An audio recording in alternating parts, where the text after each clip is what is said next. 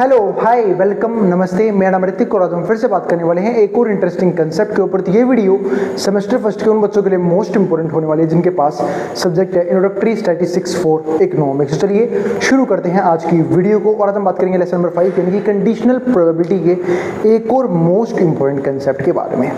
तो आज हम डिस्कस करने वाले हैं इंडिपेंडेंट इवेंट्स को, क्योंकि तीन तरह के टॉपिक्स थे। एक कंडीशनल प्रोबेबिलिटी वो हम डिस्कस कर चुके हैं, उसी के बेस पे इंडिपेंडेंट इवेंट्स जिसकी हम बात करेंगे, ठीक है। और इसके बाद हम डिस्कस करेंगे बेस थ्योरम को अगली वीडियो में। और इस कंप्लीट सीरीज के नोट्स भी ऑलरेडी प्रिपेयर हो चुके हैं। जिन बच्चों को नोट्स परचेज करने हैं वो इस नंबर पर जाए 9667836336 यहाँ पे व्हाट्सअप करके नोट्स भी ले सकते हैं। अब हम चालू करते हैं आजा कंसेप्ट। तो आजा कंसेप्ट है जिसकी हम बात क्या कर रहे थे, इंडिपेंडेंट इवेंट्स का मतलब क्या होता है वो समझते हैं। तो देखो कंडीशनल प्रोबेबिलिटी में आपको याद था क्या था कि एक इवेंट के होने की प्रोबेबिलिटी निकालते थे जब दूसरा हो चुका हो, यानी कहीं ना कहीं पहले वाला इवेंट दूसरे पे क्या था, डिपेंड कर रहा था। लेकिन इसका नाम क्या है, इंडिपेंडेंट इवेंट। यहाँ पे हम ये चेक करेंगे क्या ऐसे केसेस भी होते हैं जब किसी एक प्रोबेबिलिटी का होना ना होना जो है उसका प्रभाव दूसरे पे नहीं पड़ता, उसी को हम यहाँ पे क्या बोलते हैं, इंडिपेंडेंट इवेंट्स बोलते हैं। उसी के लिए छोटा सा जो है ना एग्जांपल, ये केस लिया है, उससे मैं आपको समझाऊंगा ये चीज। तो यहाँ पर क्या लिखा हुआ है, experiment of drawing a card from a deck of 52 playing cards. उम्मीद है आप लोगों को कार्ड की सारी इंफॉर्मेशन है। जब मैंने प्रोबेबिलिटी का बिल्कुल बेसिक कंसेप्ट सिखाया था वहाँ मैंने कार्ड्स के बारे में काफी अच्छे तरीके से बताया था कि कार्ड्स में क्या क्या बातें होती हैं, ठीक है। तो experiment of drawing a card from deck of 52 playing cards, हमें 52 में से एक पत्ता निकालना है। In which the elementary events are assume to be equally likely, मतलब जिसमें हर एक पत्ते के आने के चांसेस क्या होंगे, इक्वल होंगे, है ना। तो if E and F denote the events, E और एफ हमारे दो तरह के इवेंट्स हैं। The card drawn is a spade, तो ये हमारा ई इवेंट हो गया, और the card drawn is an ace, ये हमारा एफ इवेंट हो गया। तो सबसे पहले मैं ई इवेंट के होने की प्रोबेबिलिटी निकाल लेता हूं। तो भाई ई इवेंट का मतलब क्या था कि जो हमने कार्ड निकाला वो कैसा है, the card drawn is an spade. आप सबको पता होगा ताश के पत्तों में कितने स्पेड होते हैं, 13 स्पेड होते हैं। जिनको याद नहीं आ रहा फटाफट मैं याद दिलाता हूँ भाई, 52 कार्ड्स, ठीक है। जिनको पता है वो स्किप कर सकता है। 26 रेड और 26 ब्लैक, ये कुछ ऐसे नमूने होंगे ना जो वीडियो में आते हुए होंगे, लेकिन जिनको कार्ड की नॉलेज नहीं होगी। 26 रेड 26 ब्लैक। 26 रेड की अगर मैं बात करूं तो उसके 13 पार्ट हैं, 13 और 13, है ना। तो 13 हमारे पास क्या आता है, हमारे पास यहाँ पे रेड के 13 हैं, तो रेड के 13 में एक 13 तो हर्ट होंगे और 13 होंगे हमारे पास यहाँ पे डायमंड, ठीक है। और ब्लैक में भी पत्ते होते हैं, 13 हमारे पास कैसे होंगे, क्लब, और 13 कैसे होंगे हमारे पास, स्पेड, ठीक है। और ये 13 पत्ते कुछ इस तरीके से होते हैं, एस, मतलब ताश का तो 1 तो होता नहीं है, एस होता है 2 3 4 5 6 7 8 9 10, जैक, क्वीन और किंग, ये 13 पत्ते होते हैं। और ध्यान रखना इन तीनों को हम क्या बोलते हैं, फेस कार्ड्स। इसलिए total number of face card कितने होते हैं, 12 फेस कार्ड। क्यों 12 होते हैं, क्योंकि 3 पत्ते इसके पास भी होंगे, यही 3 इसके पास भी होंगे, 3 इसके पास भी होंगे, यही 3 इसके पास भी होंगे, यानी कि 13 पत्ते ये होते हैं। और यही 13 पत्ते हर्ट में भी हैं, डायमंड में भी हैं, क्लब में भी है, स्पीड में भी है। तो अगर मैं यहाँ पे देखूं तो उसने बोला था कि ई इवेंट क्या है, card drawn is a spade. तो कार्ड कैसा ड्रॉ किया गया है, स्पेड ड्रॉ किया गया है। अगर कार्ड स्पेड है, ठीक है, तो स्पेड के कितने पत्ते होते हैं, स्पेड के 13 पत्ते होते हैं, ठीक है। तो इसकी प्रोबेबिलिटी क्या हो जाएगी, 13/52। और अगर मैं इसे काटूं तो 13 चौक 52 होता है, तो 1/4 इसका आंसर आएगा। यहाँ भी कोई दिक्कत नहीं है। अगर मैं बात करूं एफ की कि भाई एफ के होने की प्रोबेबिलिटी क्या होगी, तो एफ इवेंट क्या था, the card drawn is an S. जो कार्ड हमने ड्रॉ किया है वो क्या है, एस है, यानी कि इक्का है। अब एस कितने होते हैं, सबको पता है भाई, एस जो है वो 4 होता है टोटल मिला के, क्योंकि एक एस हर्ट के पास होगा, एक एस डायमंड के पास, एक एस क्लब के पास, एक एस स्पेड के पास। तो 4 पत्ते होते हैं, तो 4/52 यानी कि 1/13, यह आएगा पी एफ का आंसर। यहाँ पे कोई दिक्कत नहीं है कि भाई पीई और पीएफ तो हमारे पास आ चुका। अब मुझे निकालना क्या था, ये तो मैंने कैलकुलेट कर लिया। अब मुझे निकालना यहाँ पे क्या है, पहले निकालते हैं P E by F. P E by F निकाला मैंने, आप लोगों को समझा ही रखा है भाई, पीई बाई एफ का मतलब क्या है, कंडीशनल प्रोबेबिलिटी निकाल रहा हूँ मैं। तो बात आप इंडिपेंडेंट इवेंट की कर रहे थे, समझाता हूँ क्या होगा यहाँ पे। अब पीई बाई एफ का मतलब क्या है, ई इवेंट की प्रोबेबिलिटी जब एफ हो चुका है तो ऊपर तो क्या आएगा, पीई इंटरसेक्शन एफ, नीचे क्या आएगा, पी एफ। अब दोनों का इंटरसेक्शन समझते हैं पहले तो। अगर मैं इंटरसेक्शन की बात करूं तो मेरे भाई पी इवेंट क्या था, the card drawn is an spade, की कार्ड स्पेड का है, और एफ इवेंट क्या था कि कार्ड एस है। अब यूँ सोचो इनमें कॉमन क्या होगा, यानी कि ऐसा पत्ता जो स्पेड का भी हो और एस का भी हो। तो मेरे भाई स्पेड के पास तो एक ही एस होगा ना, ठीक है। तो स्पीड के पास एक केस है यानी कि 1/52, ये हो गया हमारा इंटरसेक्शन का आंसर। नीचे है पीएफ के पास कितने हैं 1/13, या फिर मैं इसे ले लेता हूँ 4/52, सीधा ये ले लेते हैं जो काटने में ईजी रहेगा 4/52। अब 52 से 52 हमारा कट गया, क्या आंसर आया 1/4। अब एक बात बताओ, क्या PE/F जो हमारा 1/4 आया है, क्या ये PE के बराबर ही नहीं है? आप बोलोगे बिल्कुल भैया PE के बराबर ही आया है। इसका मतलब मैं बात कर सकता हूँ कि जब हमने PE/F निकाला तो PE की प्रोबेबिलिटी अब भी 1/4 आई है और PE की प्रोबेबिलिटी पहले भी 1/4 थी, यानी कि F के होने से, ठीक है, E को कोई फर्क नहीं पड़ा। इसी को बोलते हैं इंडिपेंडेंट इवेंट, कि F हुआ जरूर, हमने निकाले E इवेंट की प्रोबेबिलिटी जब F हो चुका है, लेकिन आया तो वही आंसर जो पहले आना था। पहले भी PE का आंसर 1/4 आया, अब भी 1/4 आया। ये था कंसेप्ट इंडिपेंडेंट इवेंट का। अब मैं क्यों समझाता हूँ यहीं पे, अगर मैं ये निकालूं PF/E, F/E का मतलब क्या होगा, ऊपर फिर से वही PF इंटरसेक्शन E, और आप लोगों को पता ही है कि भाई E इंटरसेक्शन F और F इंटरसेक्शन E सेम ही बात होती है। नीचे क्या आएगा हमारे पास, यहाँ पे इसमें नीचे आएगा PE, क्योंकि हम बात कर रहे हैं F/E का मतलब क्या होता है, F के होने की प्रोबेबिलिटी जब E ऑलरेडी हो चुका है, तो नीचे क्या आता है, जो इवेंट हो चुका है। अब दोनों का इंटरसेक्शन सेम ही रहेगा, तो इंटरसेक्शन तो वही रहेगा 1/52। PF कितना है, PF है 1/13 या फिर 4/52, सॉरी PE लिखना था ना, PE कितना है 13/52 से कट के कितना आया 1/13। अब बात बताओ, PF/E जो 1/13 आया है, क्या ये PF के बराबर ही नहीं है? तो बिल्कुल PF के बराबर है, यानी कि F की प्रोबेबिलिटी जो पहले थी होने की, वो भी अभी भी वही आई है, E के होने से कोई फर्क ही नहीं पड़ा। इसी चीज को बोलते हैं मेरे भाई इंडिपेंडेंट इवेंट। यही होता है इंडिपेंडेंट इवेंट, कि यहाँ पे F हुआ उससे कोई फर्क नहीं पड़ा E की प्रोबेबिलिटी पे, यहाँ पे E हुआ उससे कोई फर्क नहीं पड़ा F की प्रोबेबिलिटी पे, दोनों सेम आ रहे हैं फिर भी। तो ये होता है हमारा इंडिपेंडेंट इवेंट का कंसेप्ट। अब समझते हैं एक छोटा सा फॉर्मूला जो इंडिपेंडेंट इवेंट का है, उसके बाद हम बात करेंगे कुछ इंपॉर्टेंट सवालों की, वो हम करेंगे यहाँ पे। तो पहले एक सिंपल सा फॉर्मूला लिख लेते हैं, है ना, कि जो हमारा PE इंटरसेक्शन F होता है, आप E इंटरसेक्शन F बोल लो, E और F की जगह आप A और B भी ले सकते हो, जो आपकी मर्जी हो ले लेना। ये बराबर होता है PE मल्टीप्लाई में PF के, किसके, PE मल्टीप्लाई में PF के। तो ये होता है हमारा P इंटरसेक्शन F का आंसर, ठीक है। तो ये ध्यान रखना, ये होता है हमारा इंडिपेंडेंट इवेंट का फॉर्मूला। और अगर E intersection F PE into PF के बराबर नहीं आ रहा है, इसका मतलब आप कहीं ना कहीं गलत कर रहे हो, ठीक है। अब बताइए फॉर्मूला बना कैसे, थोड़ा सा मैं आपको वही समझा देता हूँ। एक बात बताओ, PE/F का मतलब क्या था, PE/F का मतलब ये था कि ऊपर तो आएगा PE intersection F, conditional probability की बात कर रहा हूँ मैं यहाँ पे, और PF। अब PE/F जो है, अगर मैं बात करूँ इंडिपेंडेंट की बात कर रहा हूँ मैं, तो PE/F तो यहाँ पे PE के बराबर ही आएगा, आएगा या नहीं आएगा, आएगा ही। क्यों, क्योंकि जब हम इंडिपेंडेंट इवेंट की बात कर रहे हैं तो F के होने से या ना होने से E के ऊपर कोई फर्क नहीं पड़ता, तो F गया भाड़ में, PE हमारा आंसर बनेगा। अगर PE है तो ये बन गया हमारा PE इंटरसेक्शन F और नीचे है PF, ठीक है। अब ये इसकी डिवाइड में नहीं, यहाँ पे किसमें आएगा, मल्टीप्लाई में, तो यहाँ से बना था वो फॉर्मूला जो मैंने आपके सामने भी लिखा है, ठीक है, ये बना है वो फॉर्मूला, ठीक है। तो मैंने आपको फॉर्मूले की एक्सप्लेनेशन भी दे दी कि कैसे कंडीशनल प्रोबेबिलिटी से ही इंडिपेंडेंट इवेंट का कंसेप्ट आया हुआ है। तो ये तो थी सिंपल सी बात किस चीज़ की, इंडिपेंडेंट इवेंट्स की। अब कंसेप्ट तो समझ लिया आप लोगों ने, कुछ क्वेश्चन करने ही बनते हैं, तो चलो कुछ क्वेश्चन करते हैं। पहले यहाँ तक का जिसको जो उतारना है उतार ले, और भाई अगर वीडियो पसंद आ रही है तो भाई वीडियो को लाइक किए बिना मत जाना, और चैनल को सब्सक्राइब भी कर देना। और कोई भी क्वेरी रह जाए तो आप कमेंट बॉक्स में कमेंट कर देना, मैं उस क्वेरी को सोल्व करने की पूरी कोशिश करूँगा, ठीक है। क्योंकि भाई बहुत मेहनत लग रही है और आपका सपोर्ट बहुत ज़रूरी है, ठीक है। और नोट्स वगैरह के लिए तो अभी नंबर पर व्हाट्सएप करके नोट्स भी ले सकते हैं। अब जिसको जो उतारना है पहले वो उतार ले, फिर देखते हैं क्वेश्चन को। चलो फिर अब आगे देखते हैं इंडिपेंडेंट इवेंट से कुछ क्वेश्चंस। अब इंडिपेंडेंट इवेंट कंसेप्ट आपको सिखा चुका हूँ, अब फटाफट कुछ क्वेश्चंस कर लेते हैं, क्योंकि टॉपिक मैथ्स का है, फिर से वही बात, बिना क्वेश्चन प्रैक्टिस के मजा नहीं आएगा। तो क्वेश्चन नंबर 1 देखते हैं क्या बोला उसने। इफ PA 3/5 है, PB 1/5 है, फाइंड A इंटरसेक्शन B अगर A और B इंडिपेंडेंट इवेंट है। तो आप लोगों को याद दिला देता हूँ क्वेश्चन नंबर 1 का सोल्यूशन। अगर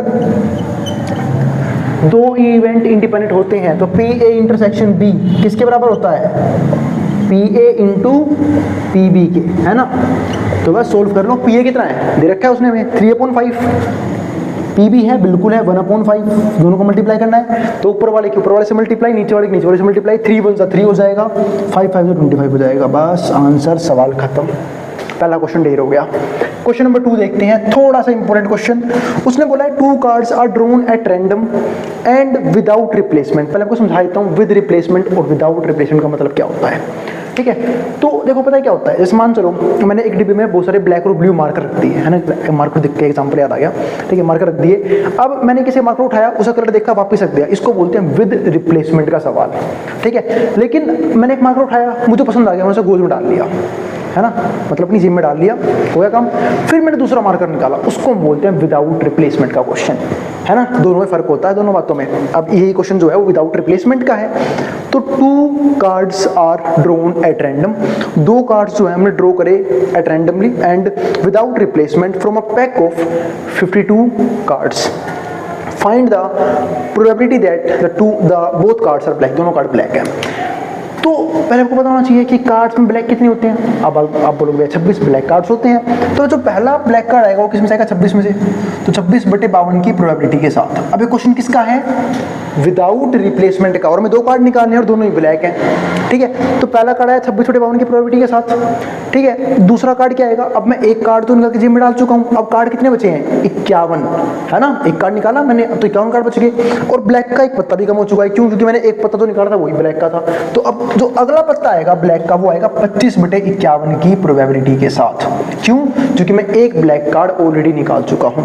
इसको अगर मैं कंडीशनल प्रोबेबिलिटी के अकॉर्डिंग सोचूं तो कुछ ऐसे बनेगा कि पहले हमने एक ब्लैक कार्ड निकाला पीबी, ठीक है, अब हम फिर क्या करेंगे, हम फिर एक ब्लैक कार्ड निकालेंगे जब हमने एक पत्ता, मतलब जब इसको इवन मान लेते हैं, इवन इवेंट हो चुका है, मतलब एक ब्लैक पत्ता ऑलरेडी निकाल चुका हूं। ठीक है, तो इसको आप ऐसे भी समझ सकते हो। ठीक है, तो ये चीज़ हो गई। ठीक है, या फिर इससे करने का एक तरीका और होता है, पर ध्यान रखना वो सिर्फ लगेगा विदाउट रिप्लेसमेंट के केस में, कि भाई टोटल 26 कार्ड होते हैं, मैंने 26 में से 2 कार्ड निकाल लिए, यानी कि 26C2। ठीक है, जिन बच्चों ने परमुटेशन कॉम्बिनेशन पढ़ा हुआ है 11th क्लास की मैथ्स में, उन्हें टॉपिक अच्छे समझ में आ गया होगा। बाकी तो ये मैं इसी तरीके से करवा चुका हूँ, ये तो सबके लिए है, चाहे परमुटेशन कॉम्बिनेशन किया हो चाहे ना किया हो, कि पहला पता आएगा 26/52 की प्रोबेबिलिटी के साथ, एक कार्ड निकाल चुका हूँ तो एक कार्ड कम हो चुका है। ठीक है, अब ब्लैक कार्ड भी 25 बचे, तो दूसरा आएगा 25/51 की प्रोबेबिलिटी के साथ। ये सोल्व कर लेना, सोल्व कर दो क्या, ये 1/2 26/52, तो ये बनेगा आपका 25/102। ठीक है, ये इसका आंसर हो जाएगा, यानी कि ऊपर वाले से मल्टीप्लाई, नीचे वाले से मल्टीप्लाई। अब कॉम्बिनेशन क्या बोलता है कि 26C2, यानी कि 26 में से 2 पत्ते आए हैं और 52 में से भी 2 ही पत्ते निकाले गए हैं, तो 52C2। इसको सोल्व करना है तो आपको NCR यानी कि कॉम्बिनेशन सोल्व करना चाहिए। NCR का जो फॉर्मूला होता है वो ये होता है n फैक्टोरियल, ऊपर आएगा n माइनस r फैक्टोरियल और नीचे आएगा r फैक्टोरियल। अब कई बच्चों को ये क्या बोलते हैं अपने फैक्टोरियल, ये कौन सा सिंबल है, अरे फैक्टोरियल का सिंबल मतलब होता है किसी भी चीज़ को 1 तक मल्टीप्लाई करना। फॉर एग्जांपल कहीं पे लिखा हुआ है 5 फैक्टोरियल, तो 5 फैक्टोरियल का मतलब होता है कि 5 × 4 × 3 × 2 × 1। 10 फैक्टोरियल का मतलब भी सेम होता है, 10 × 9 × 8 × 1 तक लेके जाना है इसे मल्टीप्लाई करते वक्त, तो ये होता है 10 फैक्टोरियल। तो फैक्टोरियल यूँ सोल्व होते हैं कभी भी। अगर मैं ये वाले सोल्व करूँगा तो ऊपर क्या आएगा 26 फैक्टोरियल, नीचे आएगा 26 में से 2 गया 24 फैक्टोरियल और 2 फैक्टोरियल भी आएगा, तो 2 फैक्टोरियल। सेम ऐसे ही जब इसको सोल्व करूँगा तो 52 फैक्टोरियल, 52 में से 2 गए 50 फैक्टोरियल और 2 फैक्टोरियल, 2 से 2 सीधा कट गया। अब एक काम करो 26 को खोल लो, 26 कैसे खोलेगा, 26 × 25 और इंटू 24 फैक्टोरियल। इसको पूरा मत खोल लो, 24 तक ही रोक दो। क्यों रोक दो, क्योंकि नीचे मेरे को दिख रहा है कि 24 फैक्टोरियल मौजूद है कटने के लिए, तो इसे काटूंगा ना भाई। ऐसे ही 52 खोलो, 52 × 51 × 50 फैक्टोरियल तक, बस, क्योंकि नीचे फिर से एक 50 मौजूद है कटने के लिए, इससे कट गया। ठीक है, 24 कट गया। ठीक है, 26 दूनी 52, तो ऊपर रह गया 25, नीचे आ गया 51 2 102, बस ये आंसर आ गया, खत्म क्वेश्चन, सवाल ढेर हो गया। क्वेश्चन नंबर 2 खत्म हो गया। क्वेश्चन नंबर 3 की बात कर लेते हैं अब। क्वेश्चन नंबर 3 की जब हम बात करेंगे, उसने बोला है a fair coin and an unbiased die are tossed. एक फेयर कॉइन उछाला है और एक अनबाइस्ड डाई जो हमने वो क्या किया है, टोस्ट किया है। ठीक है, let A be the event head appears on the coin. अब एक बात समझना, अगर एक फेयर सिक्का एक डाई के साथ उछाला है तो क्या क्या सैंपल स्पेस बन सकते हैं, थोड़ा ध्यान से समझना। सिक्के पे क्या आ सकता है, अब 1 2 3 तो आएगा नहीं, या तो हेड आएगा या टेल आएगा। ठीक है, और डाइस पे 1 से लेकर 6 नंबर आएंगे, तो यानी कि मैं कहता हूँ कि तो सिक्का और डाइस में साथ में उछाल रहा हूँ, तो हो सकता है हेड के साथ 1 आ जाए, हो सकता है हेड के साथ 2 आ जाए, हो सकता है एच के साथ 3 आ जाए, हेड के साथ 4 आ जाए, 5 आ जाए और 6 आ जाए। हो ये भी सकता है कि भाई टेल के साथ 1 आ जाए, टेल के साथ 2 आ जाए, टेल के साथ 3 आ जाए, टेल के साथ 4 आ जाए, टेल के साथ 5 आ जाए और टेल के साथ 6 आ जाए। इसके अलावा कोई सिंपल बनेगा क्या? बिल्कुल नहीं बनेगा। उसने बोला क्या यहाँ पे, a fair coin and unbiased die are tossed, let A be the event head appear on the coin, कि कॉइन पे हेड आया है, B be the event 3 on the die, die पे क्या है 3 आया है, ठीक है। चेक वेदर, तो देखो ए ने क्या बोला है, हेड अपीयर ऑन द, अच्छा ए be the event head appear on the coin, head आया कॉइन पे, तो हेड कितने किस में है, 6 किस में है, 6/12 1/2, तो 6/12 और 1/2, ये तो हो गई ए इवेंट की प्रोबेबिलिटी। अब बी की भी समझ लेते हैं। बी में उसने क्या बोला था कि 3 ऑन द डाई, है ना, डाई पे क्या है 3 आया है, तो 3 ऑन द डाई, तो 3 डाई पे कब आया, एक ये रहा H3 और एक ये रहा T3, यानी कि 2/12 और 1/6। अब हमें निकालना क्या है, हमें समझना है P A intersection B, P A intersection B, यानी कि कॉमन ए और बी का। ए इवेंट क्या था, ए था कि हेड आया है डाइस पे, सॉरी हेड आया है कॉइन पे, बी इवेंट था 3 ऑन द डाई पे, तो हेड भी आया हो 3 भी आया हो, ऐसा कौन सा केस बनता है, एक ही केस बनता है, ये रहा H3, यानी कि 1/12। अब चेक कर लेते हैं ये इंडिपेंडेंट है या नहीं है। तो सिंपल सी बात है, इंडिपेंडेंट के लिए हम क्या बोलते हैं कि पी ए इंटरसेक्शन बी बराबर आना चाहिए पी ए मल्टीप्लाई में पी बी के। तो चेक कर रहे हैं क्या इस केस में हमारी किस्मत इतनी बढ़िया है कि ऐसा हो रहा है। तो मैंने देखा पी ए कितना है 1/2 और पी बी कितना है 1/6, कितना आंसर आ गया 1/12। आया है नहीं आया, बिल्कुल आया। ये हो गया हमारा पी ए इंटरसेक्शन बी का आंसर।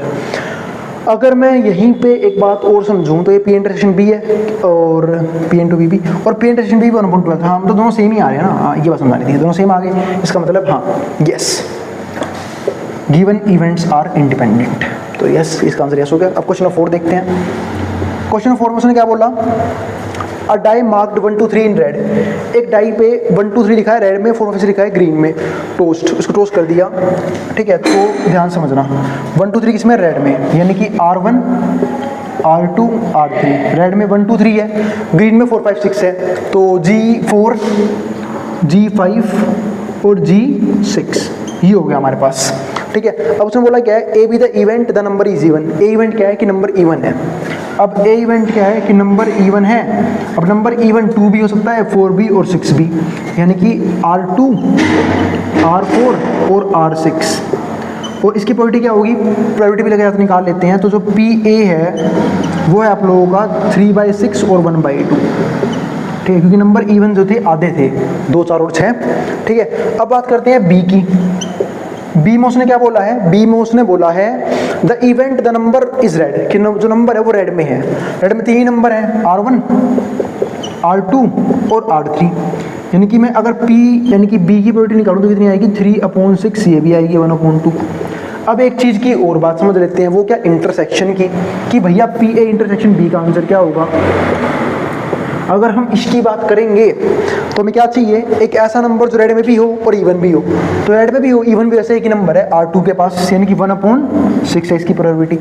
अब ऐसे दोनों की मल्टीप्लाई करके, तो P A into P B किया मैंने, P A into P B किया, जो किसके बराबर आया 1/2 मल्टीप्लाई 1/2 इक्वल्स टू 1/4, पर ये बराबर नहीं है पी ए इंटरसेक्शन बी के, क्योंकि उसका आंसर तो 1/6 है। इसका मतलब नहीं, ये इंडिपेंडेंट इवेंट नहीं है, no given events are not independent, वो इंडिपेंडेंट यहाँ पे नहीं है क्वेश्चन 4 में। तो मात्र 2 सवाल और बचे हैं, उसके बाद हमारे जो टॉपिक इंडिपेंडेंट खत्म हो जाएगा, फिर हम चलेंगे मोस्ट इंपोर्टेंट टॉपिक यानी कि बेस थ्योरम की तरफ। पहले यहाँ तक इसको जो उतार ले मैटर बोर्ड के सामने से, ठीक है, फिर क्वेश्चन नंबर 2 क्वेश्चन और डिस्कस करते हैं, फिर चलेंगे बेस थ्योरम करने, ठीक है। चलो फिर अब आगे देखते हैं, क्वेश्चन नंबर 5 को देखते हैं। Let E and F be the events, P E कितना है 3/5, पीई है इस क्वेश्चन का 3/5, और जो पीएफ है वो कितना है इस क्वेश्चन का, वो है पी एफ है 3/10, पी एफ है 3/10। क्या हमें इंटरसेक्शन भी गिवन है, तो बिल्कुल गिवन है, हमें पी इंटरसेक्शन एफ भी गिवन है जो है हमारा 1/5, तो पी ई इंटरसेक्शन आपके भाई ने और लिख लिया, वो हो गया 1/5।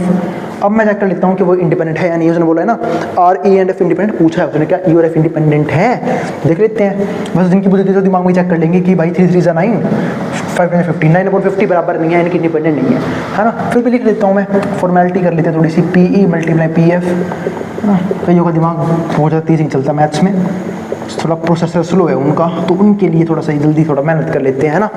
तो बेकर तो कुछ रहा नहीं, तो ऊपर के ऊपर से मल्टीप्लाई 3 3 9 आ जाएगा, 5 10 50, जो कि बराबर नहीं है पी इंटरसेक्शन एफ की। तो बस सवाल हो गया ढेर, है ना।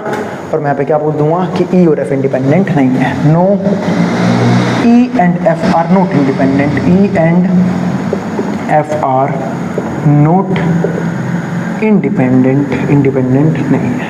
फिर से क्वेश्चन नंबर 6, आखिरी सवाल इस वीडियो का, फिर हम करेंगे Bayes theorem. Given that events A and B are such that P A है 1/2, पी ए है 1/2 और भी कुछ दे रखा है क्या? बिल्कुल, पी ए यूनियन बी दे रखा है जो कि है 3/5, पी ए यूनियन बी है 3/5 और भी कुछ दे रखा है क्या? पी बी दे रखा है पी बी दे रखा है पी और भी कुछ दे रखा है क्या? Find P if they are mutually exclusive, हमें पी निकालना है अगर वो म्यूचुअली एक्सक्लूसिव है। तो पहले समझते हैं, अगर इवेंट म्यूचुअली एक्सक्लूसिव हो उसके अंदर उसमें कुछ भी कॉमन नहीं है, यानी कि पहले पार्ट में बात कर रहे हैं म्यूचुअली एक्सक्लूसिव की, यानी कि पहले पार्ट के अकॉर्डिंग टू सवाल वाला है ना, उसने क्या बोला है कि पहले पार्ट के हिसाब से पी ए इंटरसेक्शन बी जो है वो 0 के बराबर है ना, कुछ भी कॉमन है तो 0 आएगा। तो बस अब मुझे फॉर्मूला लगाना है, बस एक सिंपल सा। तो आप लोगों को याद होगा पी ए यूनियन बी हमने फॉर्मूला पढ़ा था, क्या फॉर्मूला था वो?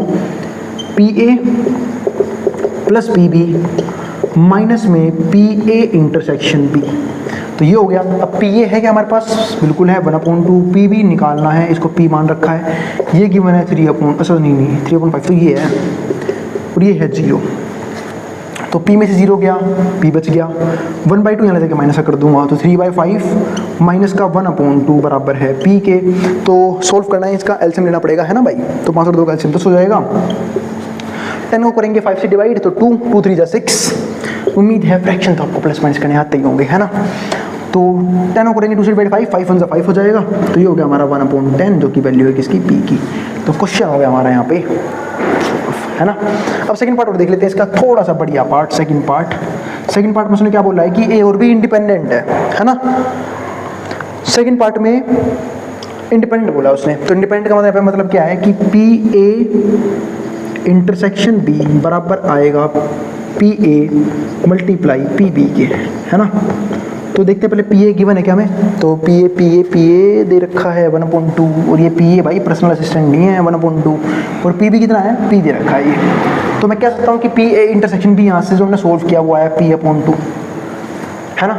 अब जो हमारे पास है क्वेश्चन कि पी ए यूनियन बी, वो तो बराबर होता है P A plus P B minus में पी ए इंटरसेक्शन बी, यहाँ भी कोई दिक्कत नहीं होगी किसी को। अब पी ए यूनियन बी कितना दे रखा है? दे रखा है क्या? 3/5 दे रखा है। पी ए हमें दे रखा है 1/2, पी बी पी दे रखा है और पी इंटरसेक्शन में निकाल लिया p/2, ठीक है? तो जब म्यूचुअली एक्सक्लूसिव था तो 0 आया, जब इंडिपेंडेंट है तो मैंने इस तरीके से निकाल लिया, है ना? तो बस p में से गया p/2, तो क्या बचेगा? अरे भाई p में से गया p/2, यानी कि p है पूरा p और p/2 है आधा p, तो पूरे p में से आधा p गया, आधा p बच जाएगा, है ना? p/2 बचेगा। और यहाँ पे क्या है 3/5, 1/2 यहाँ का माइनस हो जाएगा, 3/5 माइनस का 1/2 यहाँ पे है p/2, तो एलसीएम ले लेते हैं। देखो ये माइनस कर तो रखा था, थोड़ा स्मार्ट वर्क कर लेते हैं, 1/10 है ये, है ना? 1/10 और ये 2 आएगा, मल्टीप्लाई में p की वैल्यू क्या आएगी? 2 से 10 गया 5 पे, तो p की वैल्यू आई 1/5 इस क्वेश्चन में, सेकंड पार्ट में, सॉरी, ठीक है? तो सवाल हो गया है यहाँ तक हमारा खत्म। इंडिपेंडेंट इवेंट मैंने अच्छे से फिनिश कर लिया है। हाँ, आने वाले टाइम में हम जब PYQs करेंगे तो वहाँ पे मैं आपको और भी क्वेश्चंस दिखा दूंगा। बाकी फर्दर क्वेश्चन तो अपने नोट्स वगैरह में इंक्लूड करूंगा मैं, जहाँ पे मैं वो क्वेश्चन आंसर कराऊंगा विद सॉल्यूशन डालूंगा वहाँ पे तो मैं, ठीक है? तो जिन बच्चों को वो परचेज करने हैं वो इस नंबर पर जाए 9667836336 पे व्हाट्सएप करके ले सकते हैं, ठीक है? और भाई अगर वीडियो पसंद आए तो वीडियो को लाइक किए बिना मत जाना और चैनल को सब्सक्राइब भी कर देना ऐसी वीडियोज़ के लिए, और बच्चों में शेयर भी कर देना जिन बच्चों का एग्जाम होने वाला हो सेम सब्जेक्ट का। अब हम मिलेंगे अगली वीडियो में, ठीक है? तब तक के लिए जिसको जो उतारना है उतार सकता है मेट्रो बोर्ड के सामने से।